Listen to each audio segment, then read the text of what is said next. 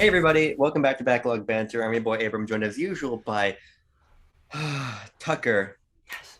and BLB's gaming expert Tanner Dykstra, and we're here today to discuss Sony's PlayStation State of Play. It finally happened. I'm wearing the shirt. We just watched it. It was fucking great. It was the first great State of Play in a long time. Oh yeah. So many announcements to go through, but I don't really want to go through them in an order because I don't really give a turkey. Yeah. Tucker, Tanner, fight over the honor of sharing what you thought of this presentation at a high level. Well, I'd rather fight over the honor of telling the audience that they should subscribe to Backlog Banter, join our Discord to talk about this state of play because we got a lot of talked about here. I think And I had a little, wanna it had a little something for everyone. yeah, I want to fight over the fact that they should also like this video and click the bell so they get notified when our new videos go up. Look I at want this. We're fighting here. I want to fight Yeah. over the fact that they didn't show TMNT Shredder's Revenge. You We did. all know that's what you wanted.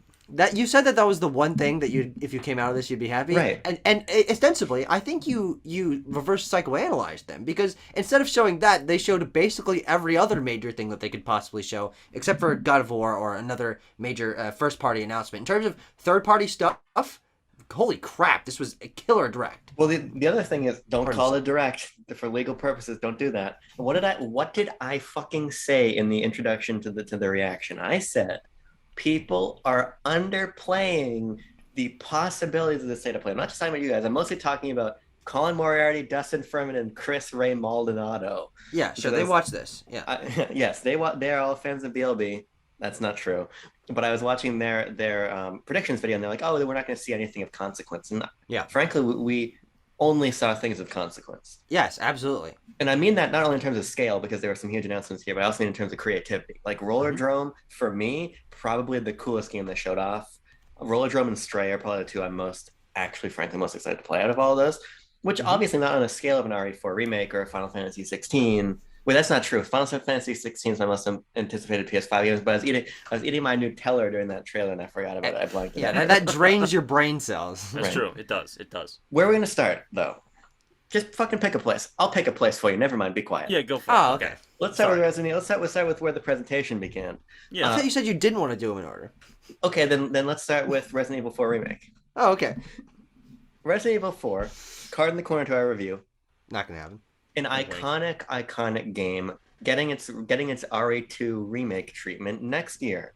Gut check reaction. Tanner Dykstra, Resident Evil expert in the field. What do you think of this? I've played Resident Evil 7 and 8. I've toyed with the idea of playing the 2 and 3 remakes. And 4, it looks very interesting to me. It looks a lot more, having a passing familiarity with Resident Evil 4, the OG. I know that it's sort of like this revolution in like a third person shooter Resident Evil sense. Yeah. And this might get me on board for sure to play this new one. I've played, I've kept up with the Resident Evil releases since, well, only since 8, which is the most recent one. But this is probably where I'll hop in again on Resident Evil. And it looks cool. It looks like they're sort of revamping and upping the horror elements, which is neat and very much aligns with what they've been doing with the last two entries. So, thumbs up for me. I'm in.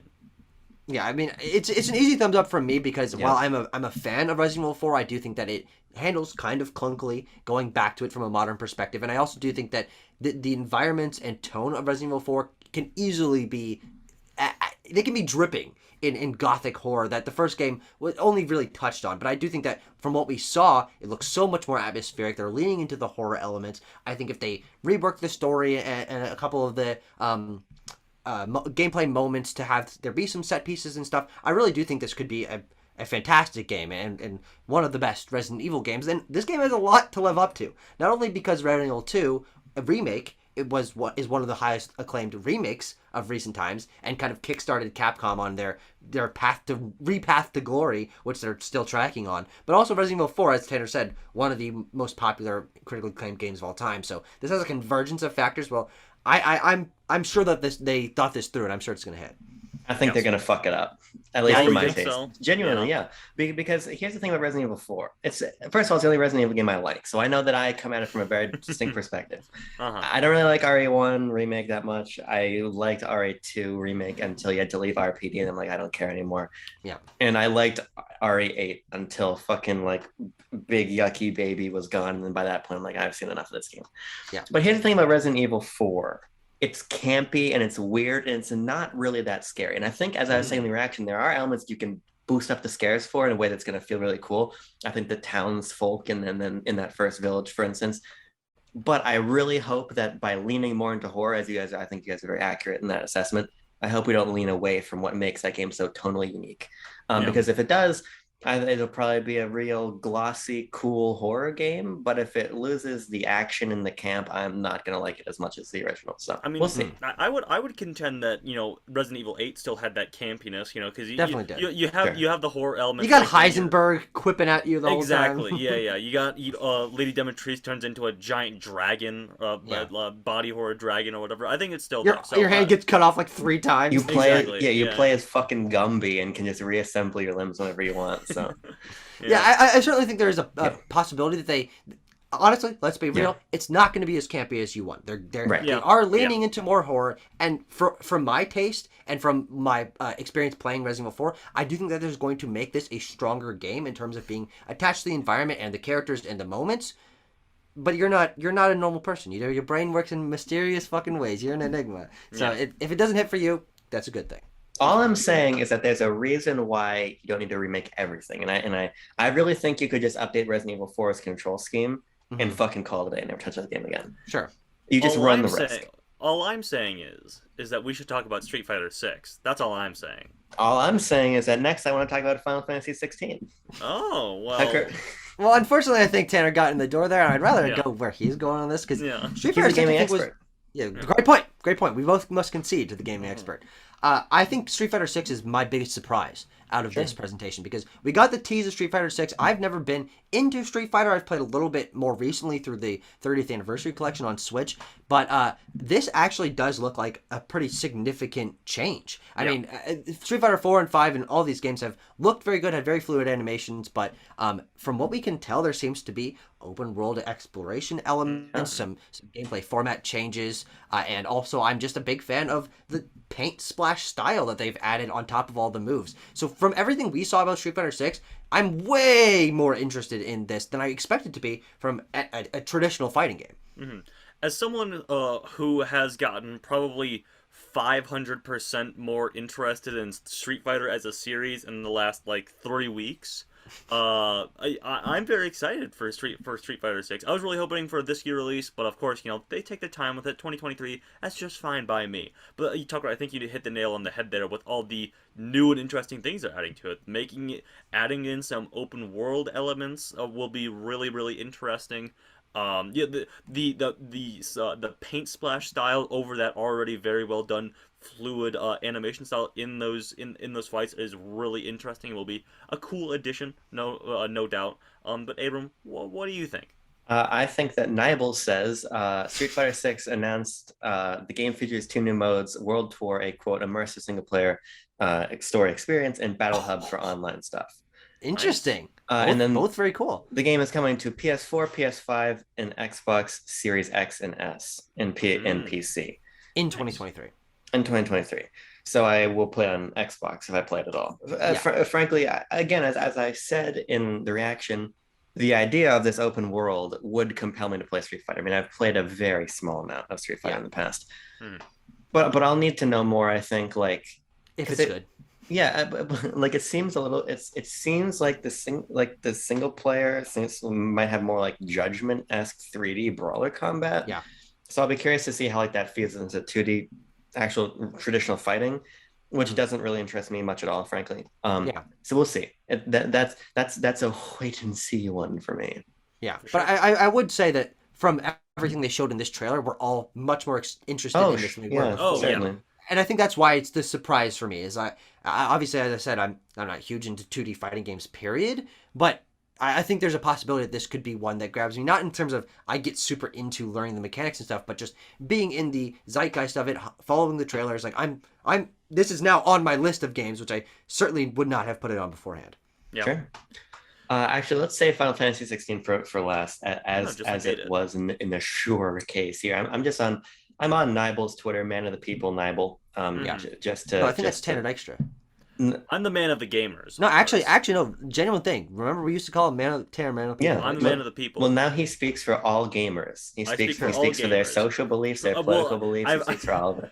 I've broken outside of the realm of people, and I'm also including gamers. Gamers. Now. Those are two different spheres, of course. Let's do a the Venn diagram was separate, and now there's Yeah, you in between. I'm bringing them together. Let's do a rock block here of PSVR 2 news, because frankly, I think PSVR 2 is the least interesting thing that happened here today. Yeah. Which is really weird because when's the headset coming out? If you weren't ready to give us like a fucking price and a date and all that, like, well, like, I don't know. Why show all these games? Yeah. Yeah. Resident Evil Village. Okay, sure, it's just Resident Evil Village in VR. I mean, Makes people sense. love Resi 7 Biohazard in VR, so I'm sure it's gonna be good too. Walking Dead, Saints and Sinners, don't give a turkey. No Man's Sky, don't give a turkey. Horizon Call of the Mountain. Anyone want to chime in before I Tucker? say that I don't give a turkey? I mean, I give somewhat of a turkey because it's cool that we're getting a Horizon spinoff, and it shows their confidence in Horizon. This game does look markedly better than the other games we saw in VR. I mean, one of my problems with VR, not that I've played too much of it, is that just looking at the games, they aren't as high quality as most modern AAA games, but this actually does seem to be edging on that quality that first-party Sony studios make. So from a visual perspective, it does look very cool. Will I end up playing it? Will I get the headset? The answer is probably not. But if there was anything, it would be a big first-party Sony game from a major IP like this, from their first-party studios, that I would want to play. So, but you don't give it turkey. I mean, just a situation. I said this in the reaction. I said it ad nauseum. And speaking of which, I get nauseum playing PSVR Nice. 1, so I'll be avoiding this headset. However, I will say that, as I said in the discussion, or the reaction, I'm very curious to see whether or not Horizon Call of the Mountain is an experience or a proper mechanically rich video game. Sure. Because I've got no problem with the VR experience. Some of the few things that I've been able to stomach and enjoy in VR are experiences. I mean, Vader Immortal, for instance. However, PSVR 1's big downfall was that Sony very quickly dropped support for the system and was only giving it, like, I don't want to call VR experiences tech demos, but in a sense they sort of are. So I really think they need this first big game to fucking show you, boom, punch in your face and say, you can play a video game in this headset. You know what I'm saying? Yeah. Spider-Man headed to PC. Yeah. big news. Sure. Very, very, very big news. It's sensible considering this game is such a huge business source for PlayStation and Sony as a whole, given the synergy with the films and everything. I think that it is peculiar that Spider-Man is next. It almost seemed like Spider-Man was the one we hold for the consoles to fucking drive people this way. Sure. Whereas something like Bloodborne, I think, is a natural fit because there's so many FromSoft fans on PC already. But sure, this is why they bought Nixes. They bought Nixes to exactly do this. So Yeah. Right on. Yeah. Let's talk about the Callisto Protocol. Okay. Why? Looks like Dead Space. Yeah, just because I'm going through the ones I think we're gonna have least to talk about before we get, Sure. Tucker, you called it. What did you call it? I don't want to steal your joke. I can't remember. You said My brain operates in like 20-second intervals. I said that this game is basically ukulele for. Oh, I said yucky lately. Right, because Nice. it's the same thing. It's a spiritual successor, getting as close as possible on the mechanical level of the predecessor without IP infringement. Yep. And again, I have no affinity for Dead Space because I haven't played it, although I would like to. But my route is Dead Space into Dead Space Remake, not Dead Space into Callisto Protocol. So sorry, Well, it's also whatever the interesting studio is. that that's coming out on December 2nd, and then the Dead Space remake is what, January 12th? Something like that, yeah. Yeah. It's yeah. As far as I understand, Callisto Protocol was announced first, and then way long time ago, actually, like Game Awards like 2 years ago or something like that. yeah, and then Visceral's like, hey, we're remaking Dead Space, and kind of fucking ate their lunch, and it's like, hey, actually, we're gonna release like 6 weeks after you did. So very weird. They showed off a new Naruto game called Evernights. Oh, never mind. If there was fat anywhere, it's this, and not because the game looked bad in any particular way, but it's just like this doesn't really speak to any of us. Like, Yeah. I think this is the thing I was least interested in, which is saying something because it does look like a solidly Looks quality neat. game, like the Yeah. combat and his hand turning into shit and stuff. It reminds me of Generator Rex. Oh, Generator Rex. They Reminds should me make of that a Ben video 10. game. No, he turns into creatures, not arm. Not a motorcycle or whatever. But yeah, that I think. Yeah, Yep. Good. That. you see what I'm saying? Let's understand. let's do a flyby for season A Letter to the Future coming autumn 2022. Very unclear what this game actually is, but it has a lush. I'm just gonna say it. It's a lush art style. Yeah, I'll say it too. Lush. Flyby is a good term because I'm flying by it. I'm a ways above it. I'm looking down. I'm like, hey, that looks very pretty. How about that? Speaking of things that are very pretty, Tunic is coming to PlayStation 4 and 5 on December 27th. And this is a Hall of Famer. This is 2022 Hall of Famer right here. So if you haven't played Tunic, go play it. But if you can play it on Game Pass, play it on Game Pass because then you have to pay for it. So Yep. Wait a second. I thought it was Death's Door 2. That's a little reaction joke for those of you who watch the reaction. Yep. But play Tunic. That game is really fucking awesome. It's beautifully designed, beautiful world, really satisfying Zelda-like mechanics, but it has a very distinct identity with a really cool gimmick about like celebrating physical media in this fucking instruction book. It's a classic. It's gonna be fucking play Tunic. Great game. Let's mention briefly, because I don't think we have anything to say about it. Let's talk about Final Fantasy 16. No, we're gonna save that for last. We're fucking yoinking it a little bit. You know what I'm saying? On the order of games that we're discussing is always in flux, and I appreciate that. We're keeping the audience and ourselves on our toes. Yep. Yeah, it'll make it harder for you to put the timestamps in the video, Tanner. He's gonna do that. Stray launches January. No, that's not true. Stray launches on July 19th. And if you are a PlayStation Plus, let me get out my fucking. Hold on. Yeah. There you go. Reading glasses. Put on his bifocals here. If you are a PlayStation Plus premium or extra tier subscriber, you get this game for free. For freezies, you say? Yeah, and I think that's a very good incentive because this is one of those games. I think it's one of the last games from the original PS5 announcement slate alongside Final Fantasy 16 that still hasn't released, and people have always just been, wait, where's Stray? When are we going to get another trailer? And we are, in the game's coming out imminently. And I think that's very exciting. I'm certainly interested to give it a try.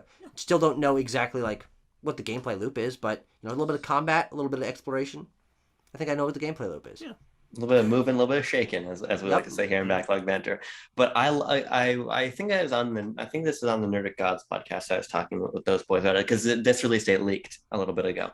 I was saying I love the cyberpunk world and your genre, but I love when you get to do something different in it. And like what's be a cat. What's more different than being a cat fucking prowling about, So and that's why you hate Cyberpunk 2077. Yes, and notoriously don't like that game. Yes. But I'm just, Tucker, there's certainly an air of mystery as to what the game actually is. Given it's Annapurna, I would imagine it's largely narrative-driven fucking trolling about meeting characters and things. But that sounds great. I mean, it looks beautiful. I love the concept. That's enough to get me in the door, for sure. Yep. And then the final game. Untitled Cat Game. Titled Cat Game. Let's call it that. Yeah. I'm just checking Twitter to make sure there was no, like stealth release of that Shredder's Revenge release date. Stop. We have Rollerdrome. Rollerdrome looks tight. Right. We do have Rollerdrome. Rollerdrome looks fantastic. You take rollers, and you put them in a dome. Yes. You make it a super hot, my friend Pedro style shooter with a really unique locomotion system, and I think the result is going to be quite a slick gameplay experience. I'm very excited for this one. Yeah. Tucker, you said it was Tony Hawk's Pro Skater meets My Friend Pedro, with and it has a rotoscoped art style, just very unique, a real eye catcher of this program. Yep. Yeah, I mean, it does look exactly like Sable, as we mentioned. We both always thought it was a port of Sable, but that's fine because Sable's fucking gorgeous. So throw it together. It is the archetypal indie concept game. Beautiful art style, really great mechanical genre fusion there. Instantly identifiable. Instantly identifiable, that's true. Now we have only one game left, and that game is Final Fantasy 16. Gulp. Yeah, so it's interesting that you say this for last because I'm interested to hear how much you have to say about it because this trailer basically added nothing to my interest other Right. than we're starting to get the cycle of the game being talked about again started again. But I'm excited for Final Fantasy 16 because I think the game looks very good. But it's not like we know like we're not into Final Fantasy enough to Right. notice how different this is, other than the fact that it looks like it's got a kaiju battle system, which could be fun, but it could be gimmicky, but who knows? I mean, the game looks fucking gorgeous. I'm just, again, the People's Champion Nibel has been posting a lot of screenshots. I'm not sure if these are from a press kit or just pulled like high res stills from the trailer, but nonetheless, it looks fucking awesome. I'm gonna read a little bit of a blog post here about the game if you will oblige me that honor. Yeah. We here on the Plagiarizing. we here on the FF16 dev team hope you enjoyed the trailer and wanted to give fans a little bit more information about the dominance of Titan and no, never mind. I'm not going to read this. This is just nonsense. Okay. It's just basically talking about how the game is as Nibel breaks out, being polished and is fully playable start to finish right now. And it talks a little bit more about fucking controlling these big beasts and things of that nature. My thing about Final Fantasy is that I don't like JRPGs, Yeah. and but I really like the imagination of Final Fantasy and that legacy. And so when I played Final Fantasy VII Remake and fucking loved it, I was like, what is the next Final Fantasy for me? And it's not Final Fantasy 15. I've tried it, don't really like it. But this is that world of Final Fantasy, but with some That's a different game. great point. With some slick ass fucking gameplay and combat here. Yeah. Love how the combat looks. It looks real smooth and cool. Smooth. Has talent from definitely Cry teams involved. Oh, But really? but ultimately, we're just as you're saying, Tucker, retreading similar ground. So Yeah. I'm quite excited. It's my most anticipated PS5 exclusive. True. But Final Fantasy 16. nicely done, Tanner. Square Enix destroyed, criticized, dies. Let's talk about this before we get the fuck out of here. Let's talk about this showcase from 40,000 feet for a moment. Let me put on my extra bifocals. The wind's flipping by. The wind against the microphone, sure. Yeah, sure. yeah. Because we're episode 47. That's so fucking high. You know what I'm saying, Yeah, Tanner? guy.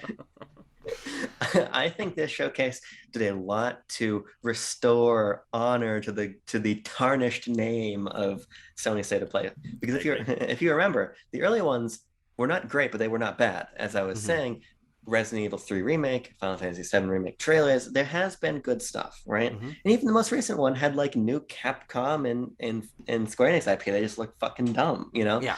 This was God, was that the one with like dinosaurs coming out of wormholes and God, what the fuck was that? Exo Planet? Exoprimal. Exoprimal, thank you. Yep. But no, I think like this was just fucking killer announcement. Frankly, though, I feel like I don't have a whole lot to say about most of these games. It was a lot of like, and here it is, the thing, right? Yeah.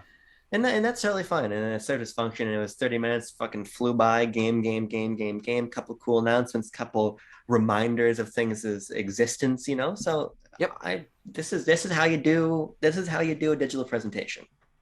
Yeah, I think absolutely the restoring the faith is the biggest thing for me because over the last 2 years I've really started to draw a distinction between I will inevitably be rather disappointed and bored with a presentation called State of Play or a presentation called PS5 Showcase, Sony Showcase, Fall Showcase, whatever. That's where the real bangers are held, and bangers I think include something like a Resident Evil game announcement, a trailer for Final Fantasy 16, a big trailer for Street Fighter 6, like. These are the biggest names in third-party IPs, and I think all of them looked great across the board. There was, as I said, maybe one piece of fat in here, but like if you're talking on like a number of games basis, all looking good, all looking quality, didn't drag at any point. I thought this was a phenomenal showcase, and outside of the big ones that I've talked about or that I mentioned from Sony, I think this is one of the best showcases I've seen in a long time. Yeah. It didn't have a TMNT Shredder's Revenge bit, so it sucked. Yeah. So I'm sad, yeah. Yeah, someone said. No, this is great. Tucker, I'm in the same boat as you. For a while, because we've done some state of play reactions before, And most of them haven't gone up because they haven't been interesting. Exactly. And so yeah, that sort of sentiment was ingrained in me as well. But this is a big comeback for them. So It was so ingrained that I actually told you not to react with us because I didn't think anything was going to happen, exactly. and you were like, maybe I won't. Our pre react discussion was, oh, it's probably gonna be a nothing whatever sort of thing. But hey, look at us, we're proven wrong, and I'm happy that we're proven wrong. Absolutely. Also, I'm receiving word in the field from one Joey and Wright saying that Miles Morales is also coming to PC, which I didn't catch in the thing, but also that makes a reasonable amount Well, of sense. So, yeah. Joe Wainwright fucking smoking reefer, I think. Let me see. Oh, okay, good, as he should. Let me look it up. Miles Morales. Oh, never mind. Miles Morales will come to PC in fall 2022. Oh, okay, there you go. Never doubt the Well, man in the perfect. field, Joe Wright. Sure. All right, sorry, Joe, for saying you were smoking reefer. Turns out you weren't. That's true. He resents that statement, I'm sure. Tanner, can you give me a closing thought? Closing thought.